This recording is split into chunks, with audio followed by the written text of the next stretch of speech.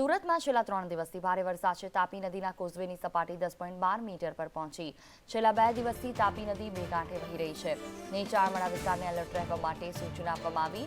Flood gate બંધ કરતા ગતરિયા પૂરની આ સ્થિતિ છે। સુરત શહેરમાં છેલ્લા 3 દિવસથી વરસાદની માહોલ છે। શહેરમાં પવન સાથે વરસાદની શરૂઆત થઈ ગઈ।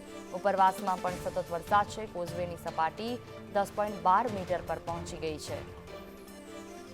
વધુ માહિતી સાથે સંવાદદાતા મનીષ પરમાર ફોન લાઈન પર જોડાયા છે। જી મનીષ, જે રીતે સુરતમાં સતત વરસાદ છે જેના કારણે કોઝવેની સપાટીમાં પણ વધારો થયો, શું વિગતો? જી બિલકુલ, વાત કરીએ તો છેલ્લા 3 દિવસથી સુરત શહેરમાં વરસાદ વરસી રહ્યો છે, જેના લીધે તાપી નદીનું જળસ્તર છે તે વધી રહ્યું છે અને હવે જે સુરતીવાસીઓને છે તે કહેવાય કે ગટરિયા પૂરની જે ચિંતા છે તે પણ સતાવી રહી છે અને સુરત શહેરમાં ગટરિયા પૂર આવવાનું શરૂ થઈ રહ્યું છે। ગત રોજ પણ છે તે ગટરિયા પૂર છે તે આવ્યું હતું અને આજ રોજ છે તે પણ ગટરિયા પૂર આવ્યું છે। ત્યારે ખાસ કરીને વાત કરીએ તો વેડરોડ વિસ્તારમાં અત્યારે પાણી ભરાવાની સમસ્યા છે સર્જાઈ છે અને પંડોલ વિસ્તારમાં પાણી ભરાઈ જતા વાહન ચાલકોને ભારે હાલાકી વેઠવાનો વારો આવી રહ્યો છે।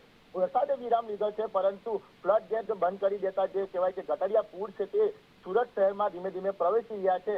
ગઈકાલે કાદેસર નાળ વિસ્તારમાં જે કહેવાય કે ગટરિયા પૂર આવ્યા હતા, ત્યારે આજ રોજ પંડોલ વિસ્તારમાં ગટરિયા પૂર આવતા જે રોડ પર પાણી ફરી વળ્યા છે, જેને લઈને લોકોએ ભારે હાલાકી વેઠવાનો વારો આવી રહ્યો છે। બિલકુલ, તમામ જાણકારી બદલ આભાર।